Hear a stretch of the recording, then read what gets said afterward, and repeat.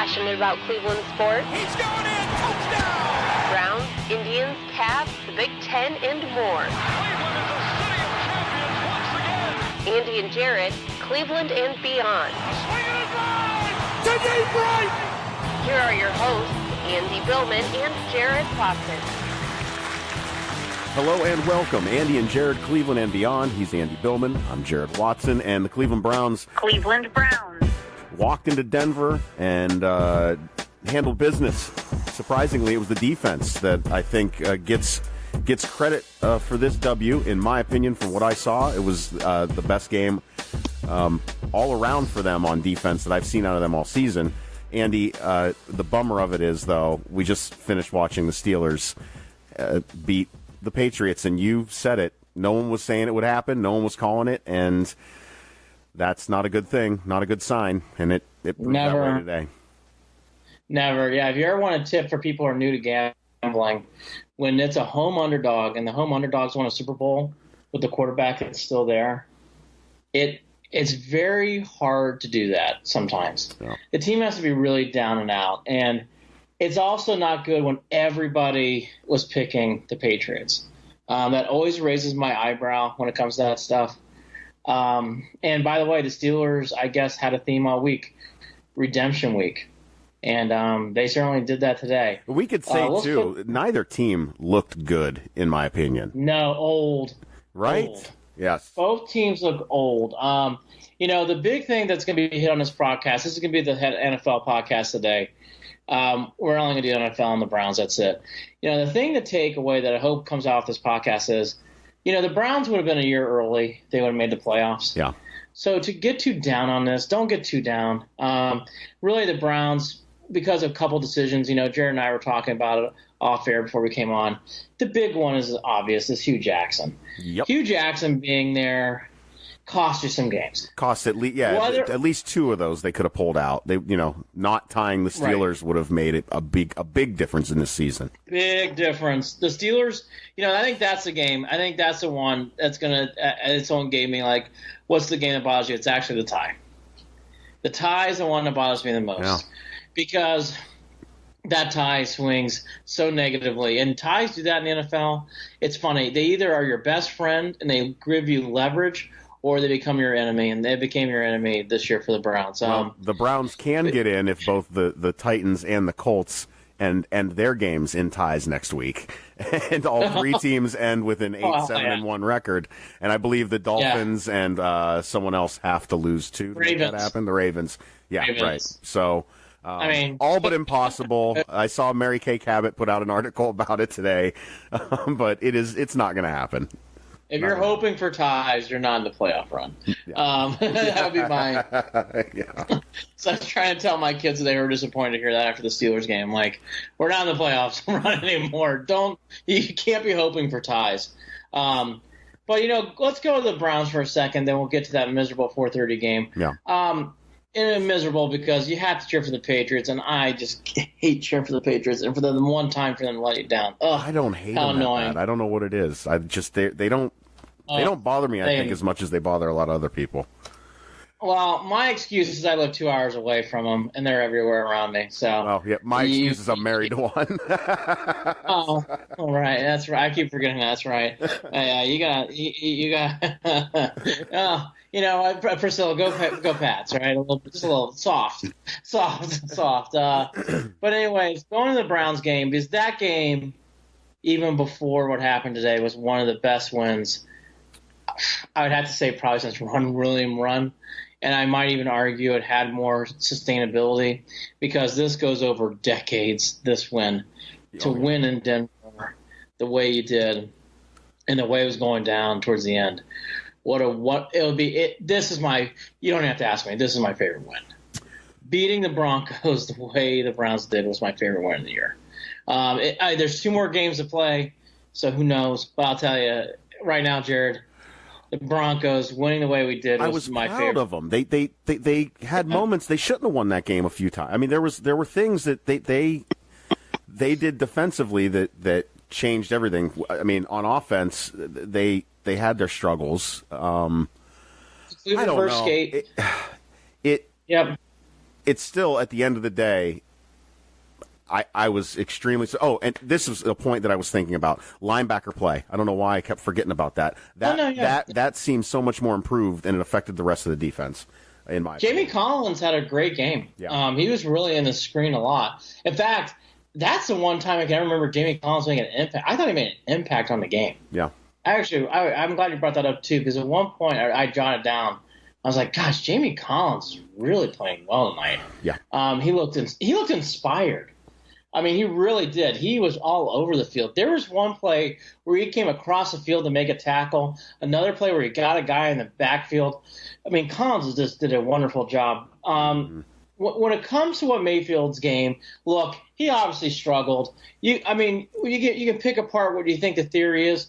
Maybe because he had never played in Mile High Air. Maybe because he was too excited. Probably a combination of both. Yeah. But it's pretty clear. Mayfield, outside the first drive and outside the touchdown drive in the second half, really did not have it. And by the way, that's going to happen in these spots. Remind me, this was the first game, Jared, I thought we saw the full circle of Brett Favre and Mayfield, where he made some mistakes. He forced a pass at one point. It's like, gosh, like that was silly. I thought the fumble was forced. He didn't need to. I don't know what he was trying to do there. Sometimes you just have to take the sack. And that's one of those moments in the third quarter. It's like, just take the sack and get out of there. Trying to flip the ball or doing whatever you're trying to do just doesn't make sense. Because you're going to be confused for a fumble, and it was called a fumble, and it should have been. So those kind of things.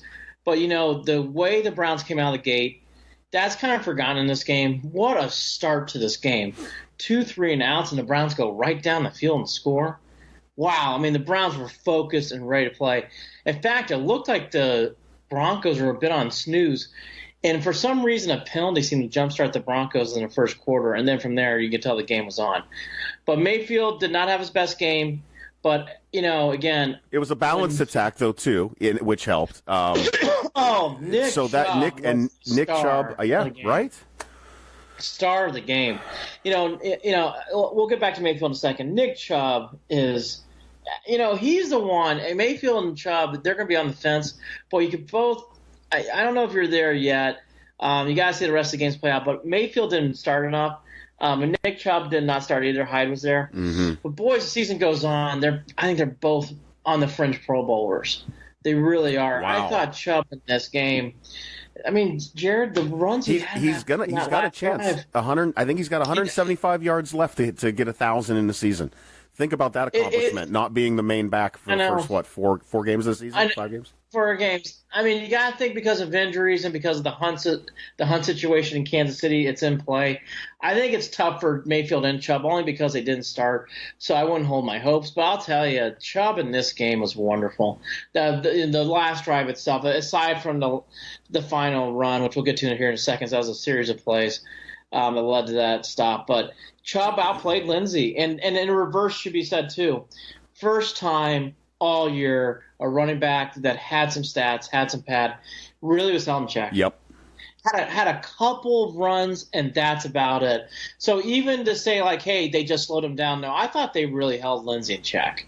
I really did not see Lindsey have a moment. It's funny. They kept talking in the broadcast like he was having a good game. Like, I don't feel like Lindsey's playing well. No, 14 carries, 24 yards. There you go. There you go. I mean, and that's something I would have never guessed coming into this game. So kudos to the Browns defense and the Browns running game. And the other big thing in this game too, well, we've both been dogging him, and it's okay. He's at times not played his best, but Jabril Peppers showed a lot on Saturday night. That was a gutty performance. We got to say though, most of what we pick on him about has to do with him returning kickoffs or punts. I haven't had too much of an issue with him on defense, maybe a couple of times, but he put together almost a complete game. I still don't want him running back kicks and punts, no matter what. I don't care how good a game he had yesterday. Yeah, we'll put that aside for today. But you're right. I agree with you. I actually think it's funny. I actually would say I don't know if he played that great up until the Hugh firing. It's amazing. After the Hugh firing, I don't remember too many bad moments from Peppers. Yeah. I have to look back to my notes. I don't know if Peppers played great this year, but once the Hugh hiring happened, I think he's changed the game around. But he stood out. I mean, Peppers and James Collins stood out in that game. Yep. They really did. Both had wonderful days, and obviously the interception and the sack. Peppers really earned all that. The other big thing in this game, then we'll get to those last series of plays in the final drive from the Broncos. The big thing in this game, too, that I kind of mentioned, and I'm glad I put out the way it did, the Broncos really did. You saw it all over, and it's true. They just took whatever was available. 5 yards, 8 yards, 5 yards, 8 yards, short routes, trying to get out. I thought the Browns' tackling was not good. I don't think it was horrible. First half, I forget when I was counting. I was up to about 5 or 6 missed tackles at one point. I was getting frustrated because it became a bit of a problem during those dink and dunk moments with that Broncos offense. Yeah, the open field tackling for the Browns has become a weakness, and it showed in this game too. Again, I don't think it was as bad as it was a week ago, but it showed up again at points in this game. So that aside too, they allowed the Broncos to do that. But what I loved in this situation, aside from one of the drives when the Broncos scored a touchdown, the Browns were scoring touchdowns when the Broncos were settling for field goals. Right. Really, if you look at this game, the Broncos kind of controlled the game up until the key part of the game was the carry interception. The carry interception turned the whole game around, and then that's where Mayfield made his bread. That drive was so important. He made a great check down, boom, Callaway, touchdown. Game, you could feel it. You could feel it everywhere. That changed the game. That carry moment. That was a terrible throw by Keenum. Carey made the pick. Wasn't the easiest pick. Made the play. And then Mayfield, boom, boom, boom, dink, touchdown. You could feel it in the stands. I could certainly feel it. The game really turned that play. Right. That was the play of the game, the carry interception. Yep. That really changed everything. And, again, Mayfield took advantage of it. And then to really double down, it's debatable. And we know we're not the Broncos podcast, so that's for other people. I thought Vance Joseph kicking the field goal, I understood it. It's hard. It's a hard decision because the Browns have a young team and they have shown at times they can go 3 and out. So I don't think Vance Joseph he got really hammered by the press. I don't know if that's fair or not because I understood that field goal there. I did. Yeah, I honestly that never even crossed my mind as something that seemed dumb to me at the time. I don't know. I wasn't even thinking about it. The Broncos got hammered. The Broncos, I mean, they were booing Vance during the game too. I heard, but they were really on him after the game on Twitter and on social media sites. I thought that was a fair field goal. I mean, you could argue being aggressive there and kicking and going for it on 4th down, but I kind of understood in that spot. Big play by the Browns. They stopped him, held him to a field goal, and then that drive to really win the game. Now, let's get towards the end of that drive because that needs to be discussed. Let's go to the Njoku play first. I thought Jared – I mean, I even commented this on Twitter. I know he was going out of bounds, and, it's never easy to say. It's not definitive, obviously, ever when it comes to plays like that. I thought, by the way, he got the first down. I also thought that was odd, and it happens. Of course, on the one play, you need a camera shot. They don't have a good camera angle. I thought that you could tell it was a first down. They definitely didn't. They didn't even bother moving the spot whatsoever, which surprised me. I don't know. There were a couple things. We're going back to this again. I was frustrated with the refs on a few things during that game. The refs. The refs. There were 2 missed face masks, and I just don't understand how. Because Landry almost had his head ripped off. A couple times, and speaking of that, and the holds that weren't called. Let's talk about Garrett. Oh my gosh, Myles Garrett, poor guy got. I mean, literally got. This is a problem. This has been a problem all season. There's a double standard. Seemed like in that game is there were. To what Jared was saying, I saw multiple face masks. Yeah. I also saw multiple times. I mean, Garrett was just going down. I mean, there was the series with all the defensive holding on Denver. So, I mean, it wasn't that it was not a balance. No, I agree. This was ridiculous. I agree. I thought the first down by Njoku was close. It wasn't as bad as the Raiders, but I thought it was close. I thought he got the first down. I really did. Before we go down that circumstances too, I don't want to get too off topic, but I do want to bring up the Perriman play where he got hit and he fell down. proper ejection. I don't care what anybody says. Proper ejection. Once you swing and hit a guy, whether he falls down or whatever, I mean, that's an automatic. He's gone. So the player Taylor got kicked out. Former Brown, by the way. What I didn't like, Jared, and I saw way too much in this game, the Browns, I love that they're cocky. Right. I love that they're playing edgy. Perriman on that play cannot do what he did. Mm-hmm. That was a full 10 to 15 seconds after the flag was thrown.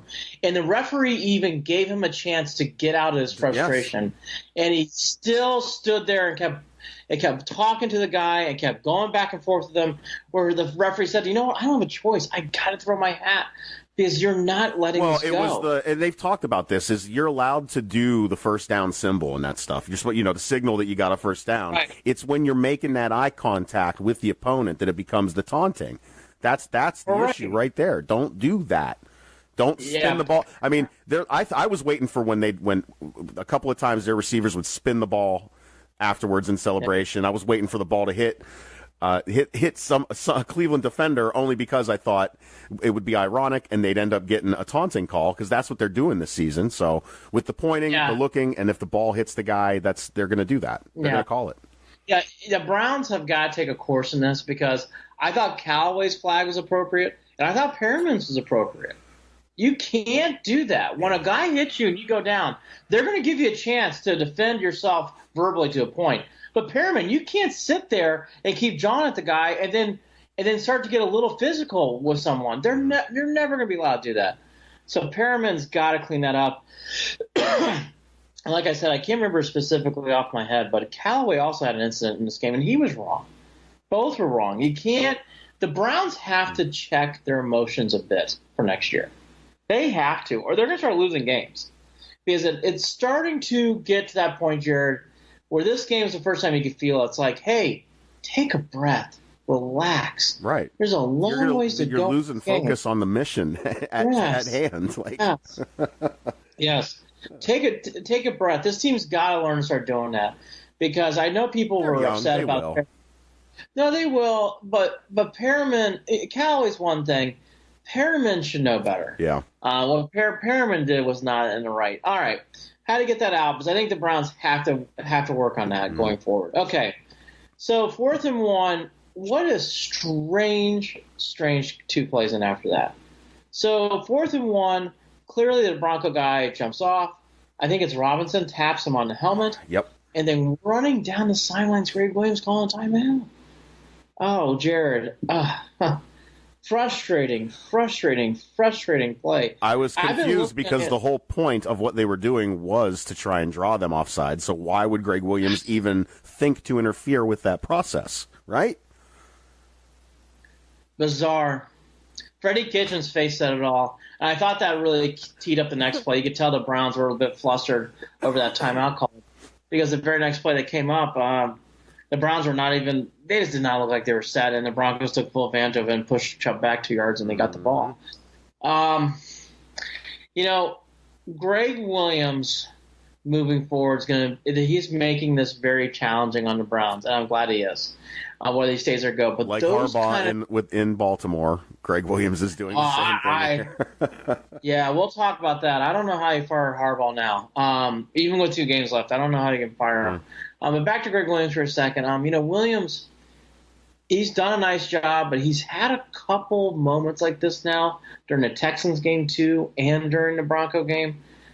Maybe it gets better, Jared. I don't know, but those are moments. That was a moment. It wasn't good. Now they got away with it and they won, but I thought that was a damning timeout. Damning timeout. It would have been. Think of the reactions had that ended up costing the Browns the game. No, I don't want to. David Blatt, Chicago Bulls, Game 4 type stuff. I really mean that. If people don't remember, Blatt forgot they had no timeouts and tried to call timeout. And then, thankfully, 4 seconds later, LeBron James hit the game winner. Now, that was worse, but Greg Williams, again, to what you're saying, you're trying to pull him off sides. They actually did it, and then you call timeout. Anyways, big brain, and you could tell on his face. You could tell on his face on the sideline. He just the whole moment was just jumbled. Okay, that aside, the Broncos made a few plays, and then Peppers came back and really made the big tackle. I think at the end of the day, what we're wrapping up is Mayfield didn't have his best game, but when he had opportunities in 2 drives, he did not get field goals. He scored touchdowns again. That's what I'm starting to love about this kid. God, he scores touchdowns when they're close. Doesn't settle for field goals. They made the Broncos kick 3 field goals. That was the difference in the game. Because honestly, the Broncos, technically, because of how they controlled the clock and manipulated yardage, they kind of had the advantages across the board, except for running the ball. That was the difference in this game, too. Nick Chubb outplayed Lindsey. You never thought that could happen. It did. It made a big difference in this game. From an historical perspective, being a longtime Browns fan, that was one of the sweeter Cowboys win with Belichick. Actually, the 90s win when they won in Denver the last time. There's a couple other wins that come to mind. The obviously Run William Run. But this game, special regular season win, Jared. Yeah. Really special. And the way that they did it, the way that they did it, grinding it out, not allowed. Any other Browns team of the past would not have won this game. No. There isn't another Browns team that I can think of right now that would have hung on to win that game. No, they showed a lot of guts, a lot of determination, and it's so exciting for the future. It's glad to see all the reaction after the game. I'm glad to hear that there's celebration. Big presence. And by the way, it needed to be. That's an historical win for this organization.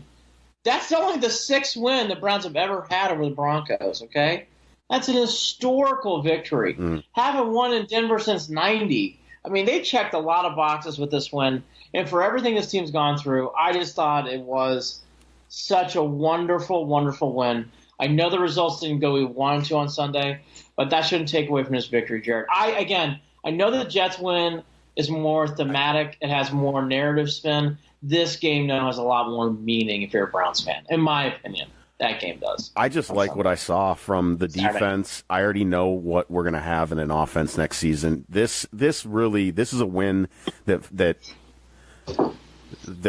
showed me how much of a team they are becoming. They're playing for each other. And I agree. And that's going to carry, and that's another reason why it's going to be difficult to blow this thing up with Greg Williams or with Freddie Kitchens too, going forward.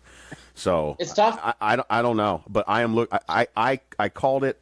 I texted you earlier and said it, and I'll put my money on it right now. The Browns are going to have the North next season. Period. I think we're going to get into the scoreboard and talk about it wrapping up.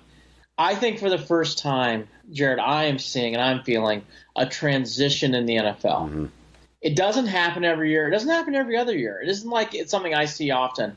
Finally, this year, I'm seeing a transition in this league. I think you're finally seeing some teams finally play their last acts. I think you're seeing some other teams kind of come back into the fold, like the Colts, who have a good quarterback, and I think Frank Wright's really got that team humming. And I think you're seeing teams like the Browns, the Chiefs. The Chiefs are ahead of right now the Browns, but they're both good young teams with young quarterbacks. Yep. And you can kind of see where this league's going. And it's great being the Browns being one of those teams. You're not in the middle of the mud.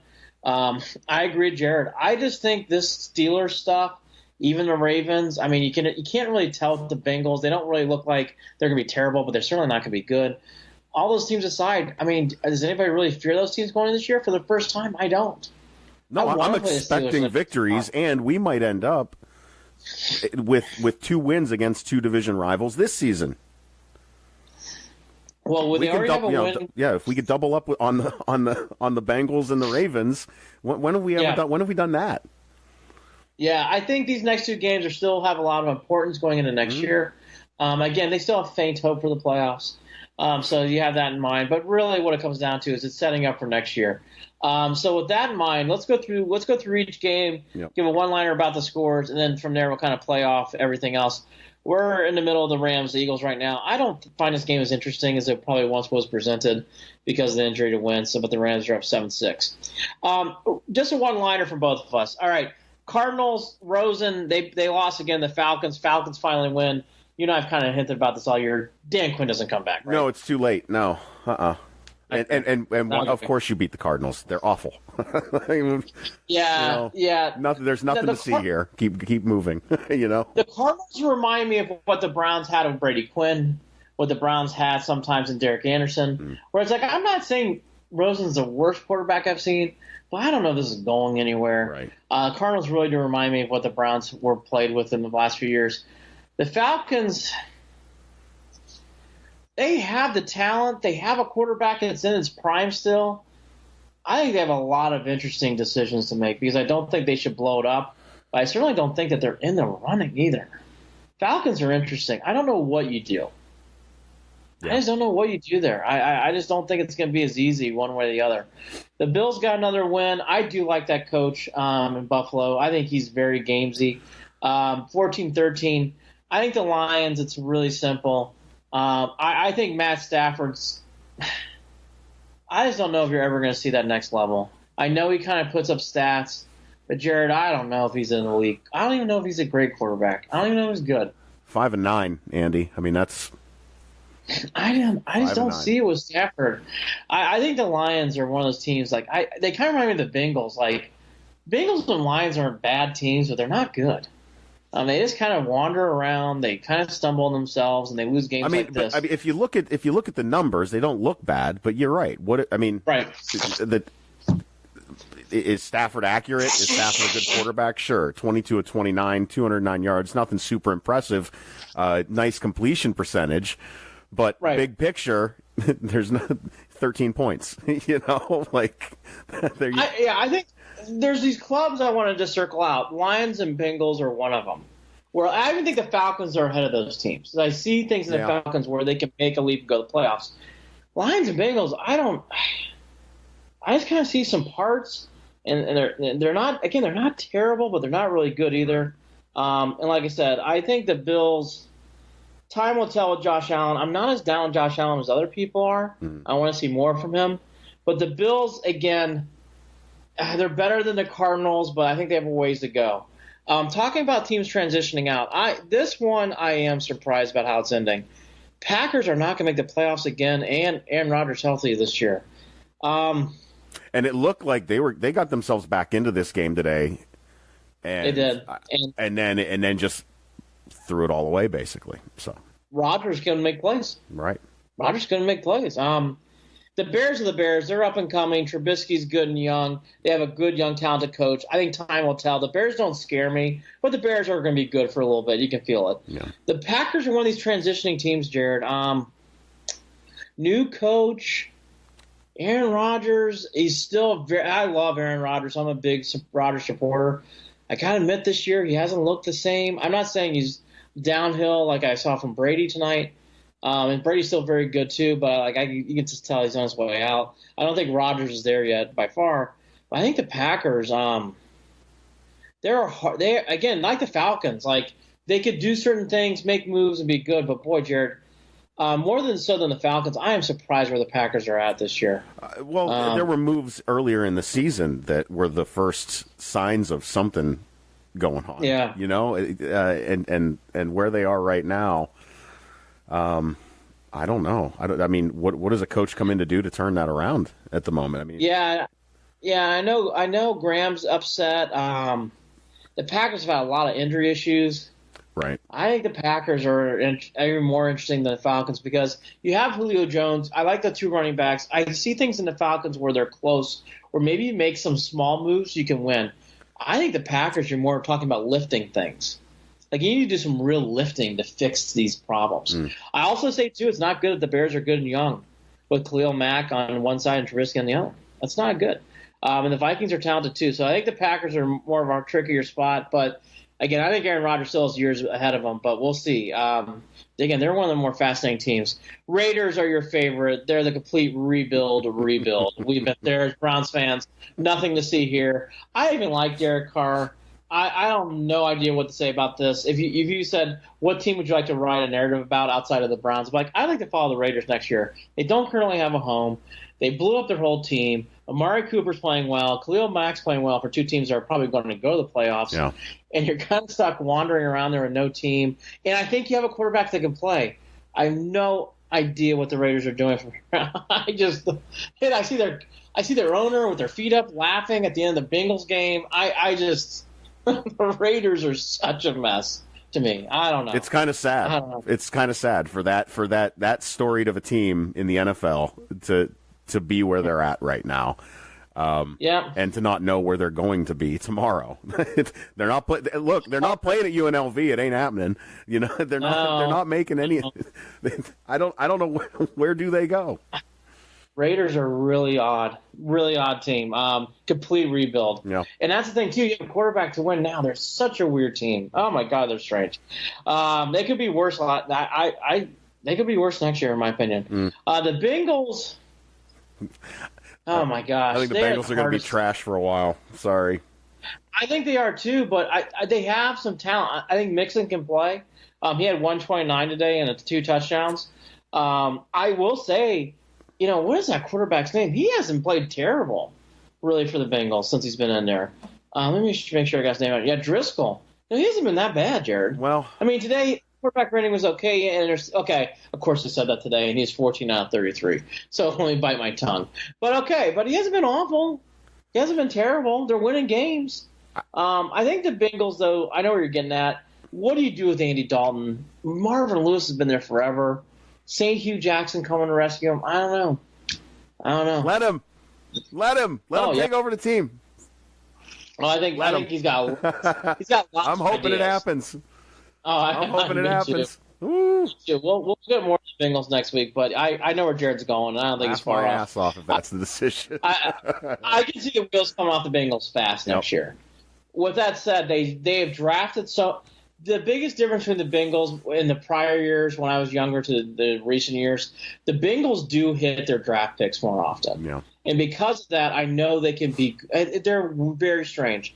So I know they can be good, but I don't know what's going on the field decision-making with Marvin Lewis. And I'm not an anti-Marvin Lewis guy. I like Marvin Lewis, but I don't know. I don't know if I'm seeing that long-term, kind of what Jared's alluding to. Cowboys, they finally had to lose a game. They are going to make the playoffs. Dak Prescott really showed in the last he's been really picked apart here. Didn't play well again today. Had some mental errors. I think the Cowboys, I think they're always going to be good. I don't know how great they're going to be. I'll reverse script and I'll let you talk about this game. I love where the Colts are going. I like how they rebuild their offensive line. I am an Andrew Luck supporter. He didn't have a great game today, but he did enough to win. I think the Colts could be around for a while because of what they got around them. Well, having Marlon Mack running for 100+ yards is going to make Andrew Luck's day that much easier. That works. Their offense is going to be good. They continue to be good, and the Cowboys. I'm sorry, but I don't know. Are they hard? To read, and I'll tell you, that's right. Exactly, they're very up and down. Very up. And by the way, let's do the toilet flush of a division for a second. I don't want to. I would use so many curse words. I don't want to hear about these teams anymore. The Giants, Cowboys, Eagles.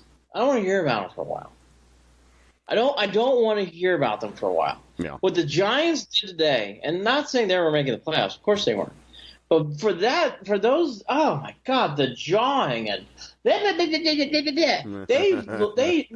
spit the bit and looked horrific today against the Titans.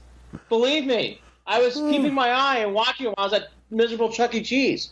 That team is not good, and that was a terrible loss. I think the Cowboys have benefited from some of those teams in the NFC East. Is my point. Because the Cowboys do have parts and pieces. But that was a very disheartening loss. The Cowboys will still win the playoffs, still make it. I think the Cowboys are going to be around. I don't think the Cowboys are going anywhere. I think they're still going to be a 9 or 10 win team because the only team I see challenging them in the near term is the Eagles. But I think the Eagles have a very strange situation. There's going on questions going on there. Absolutely. Yeah, I think the Carson Wentz again. I think this year, and he deserves it. Carson Wentz will get a pass. I don't think he's going to get a pass next year.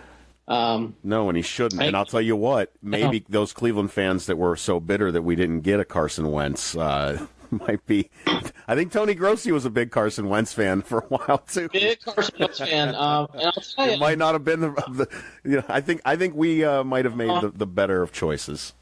I think we have too. I think we're in a much better position. Sorry, it only I'll tell you, Wentz. 15 years. So Well, right, of course. I mean, well, we needed like what was that jersey? 19 tries. So if we finally hit one, 19th. But okay, we did. And by the way, we hit the lottery. Oh my God, this kid's so good. But okay, that said, the Cowboys is kind of what we're seeing there. The Dolphins are the perfect example of mediocre. Mm-hmm. If you don't take them seriously, you'll lose. If you do take them seriously, you'll win big. The Dolphins are mediocre. They doubt they fire the coach. Again, they're not terrible, but they're not going to win anything big. The Vikings, I think the best thing that happened to them was firing John DeFilippo. I was with others in Cleveland. I was never impressed with DeFilippo. And by the way, they have a wonderful running back named Dalvin Cook, who was a star and a stud at Florida State. He's healthy this year. He ran big yards, had a big game. More Dalvin Cook, less Kirk Cousins. I bet you the Vikings win big in some of these games now. Yep. I like where the Vikings are heading. I like Brad. By the way, what is your opinion? I like Zimmer. I'm a big Zimmer fan. I like Zimmer as a coach. I think he's good. I don't pay enough attention. I don't. Good. I don't follow. He's got an edge to him. To make the call. He's got an edge to him. Yeah. But I'll tell you, I like where that team's going. Titans, Giants. Okay, again, for anybody who listens to this as a Giants fan, I don't want to hear about Barkley, Eli. That is a disaster, and that's another team transitioning out. Forever. You won your 2 Super Bowls, transitioning out. That is the game. Eli is not the guy. I'll say this: I've been the biggest Eli supporter. I'm not. I think Eli needs to be somewhere else next year. It's the first time I felt it.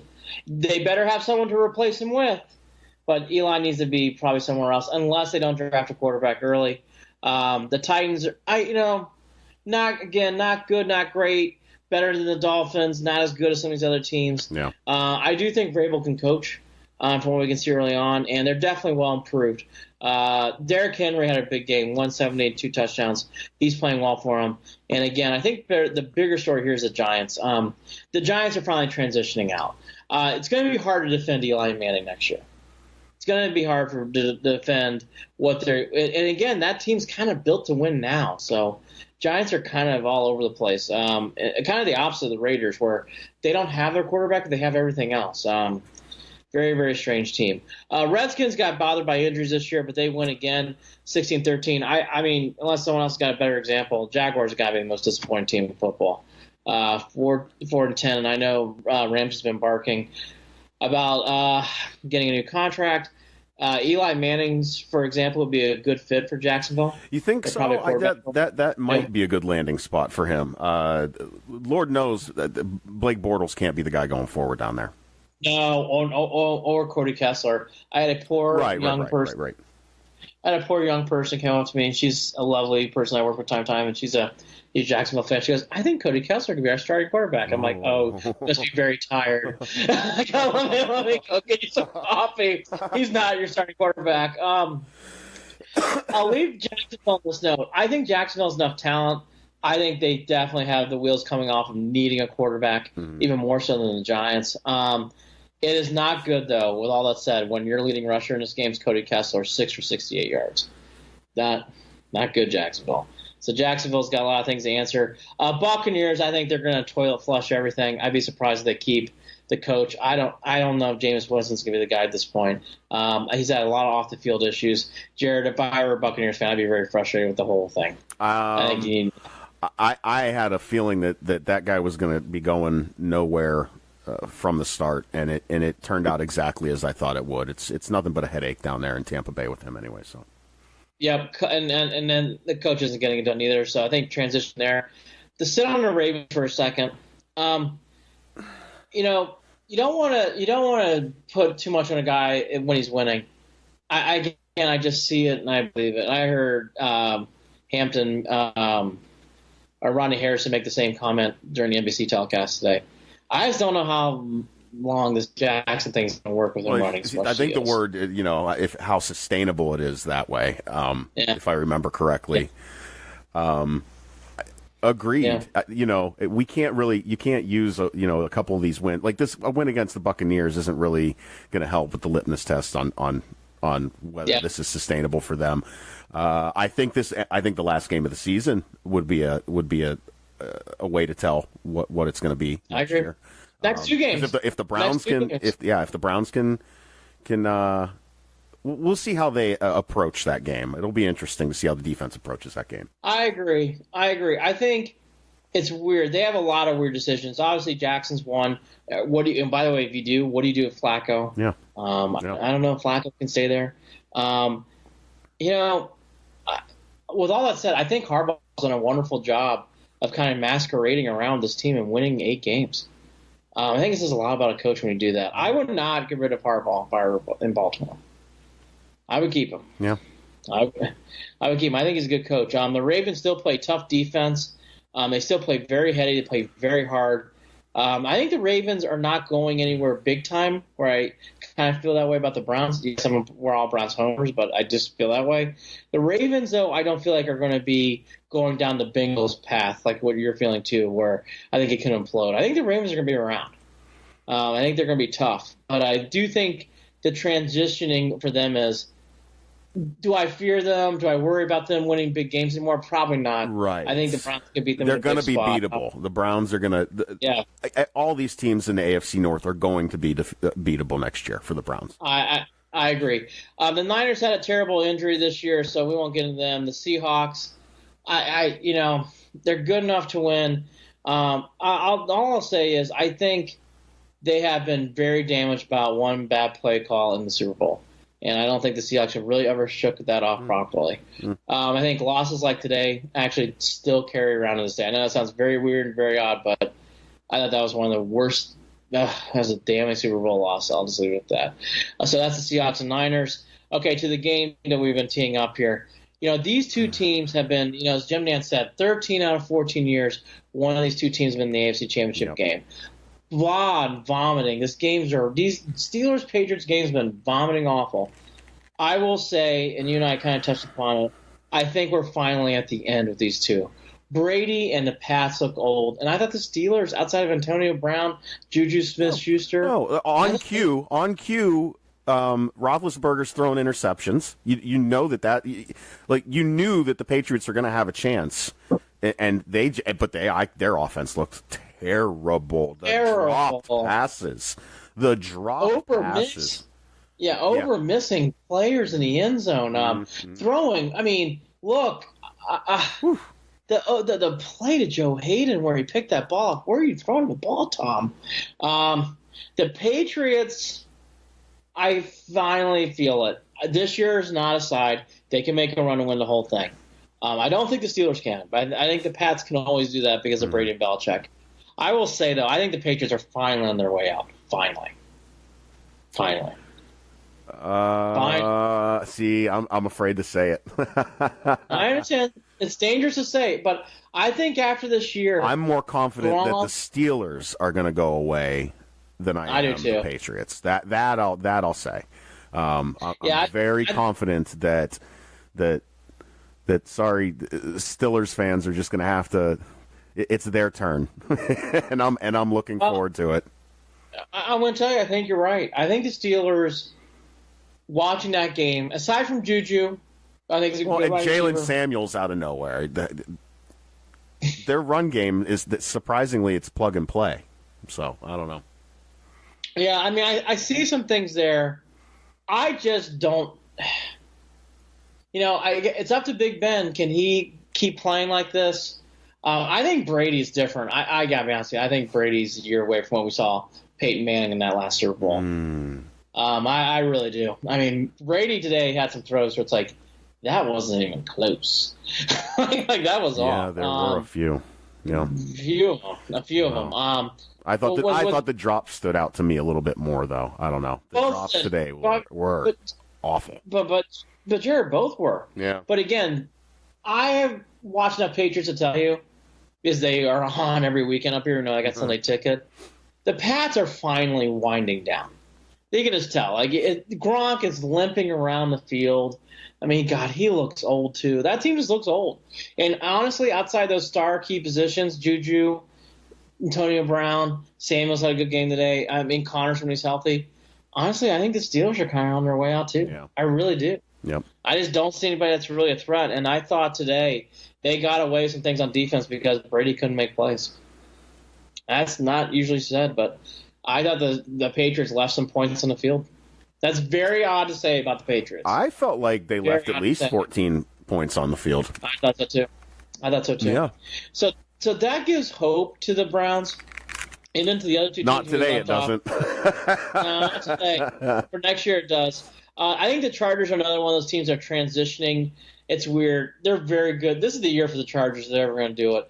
Because Phillip Rivers can't play it forever, you got to think. I think they have a very short window to win big. Yeah. They're doing a great job. That was a wonderful win on Thursday. So I think the Chargers have a couple years to do something big. The Chiefs, I think, are in there for the long haul. Tyreek Hill and Mahomes are going to be a very good pass tandem for a very long time. Yeah, if they can, we'll see how they really work through with this with the Hunt situation though too. No, it's true. I mean, I thought the Chiefs were on their way to do very big things, and then the Hunt things happened. And again, the wheels have come off a little bit, as it should. Hunt's a wonderful player. That's a big game changer. How they turn that around, I think. I don't know. I agree. No, I think you're right. So we kind of touched upon a lot of things. I think kind of to end this podcast, since it's all NFL today, if anybody wants to break down Sixers Cavs, we'll do that. Some other podcast, some other time. Today, I did watch a little bit of that game, by the way. When Ante Zizic is your starting center because you had to put someone up there against Joel Embiid, it's not a good sign. And that's how I'll leave that Sixers Cavs game. So you're saying I didn't miss anything? I'm saying, boy, Tristan Thompson, Kevin. I mean, not so much Kevin Love, but boy, Tristan Thompson would have been a nice sight. Not that he can really. I mean, he would do a much better job than Zizic. I mean, just having him out on the floor like that is just not a good situation for that team. But going back to the Browns, I do want to end on them. I just think I'm so excited about next year. I thought Saturday night's game was a wonderful win. Yeah. It sucks that all these other teams didn't do what we needed to do today. But, Jared, I think the future is so bright for 2019. I just think this team has got everything cooking on all cylinders. The head coaching hire is a big decision. I think that's going to be the biggest thing going forward, actually. Because, if you're asking me going forward, what do you see that are little holes? I see very little holes now. Where it's like, could use a better linebacker? Yes. Interior lineman? Yeah, absolutely. Could you probably need to do something with left tackle in the draft? Yeah, I probably would. Could use another playmaker? Every team in the NFL could use another playmaker.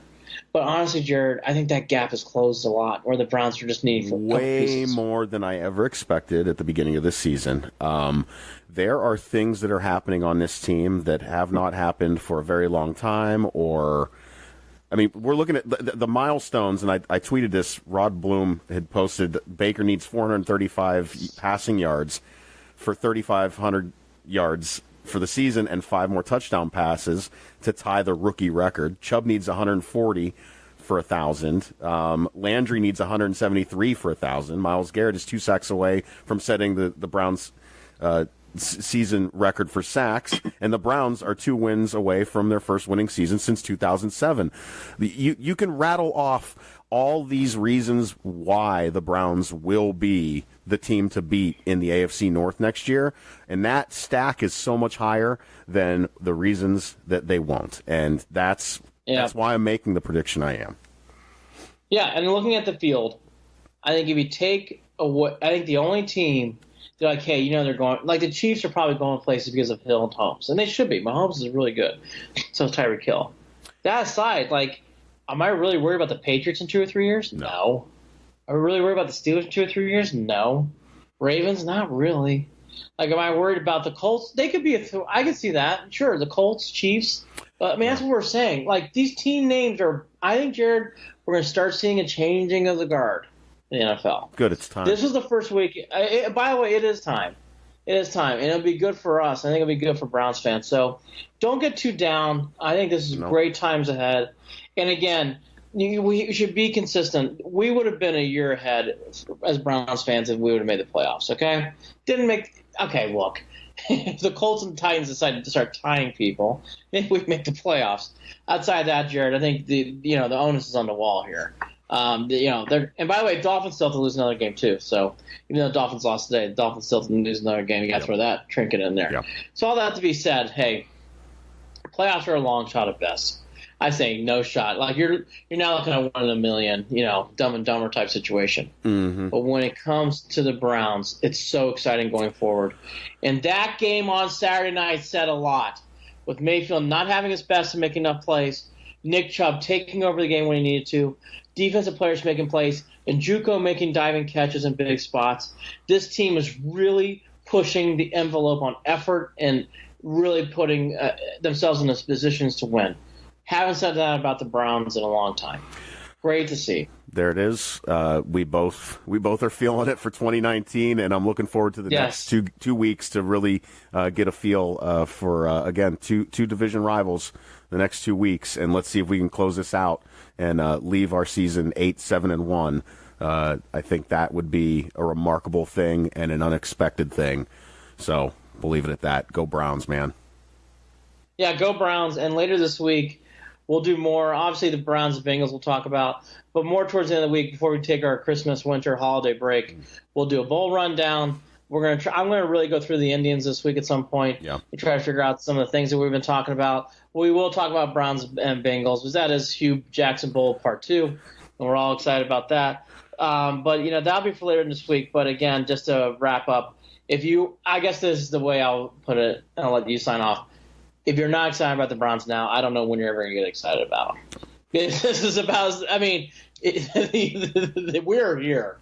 We are finally here where you can say, it reminds, it's not similar circumstances, but it kind of reminds me of the 94 strike, where it's like, I think in 95 the Indians are going to be really good. Yep.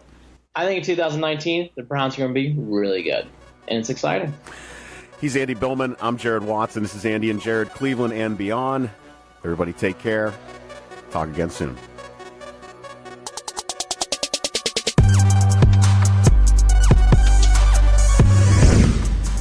Hey, don't forget to follow Andy and Jared, Cleveland and beyond on Facebook at facebook.com/Cleveland and beyond, and on Twitter at CLE and beyond. That's at CLE and beyond. On Twitter, you can also shoot us an email, andyandjared@gmail.com. Looking forward to hearing your comments.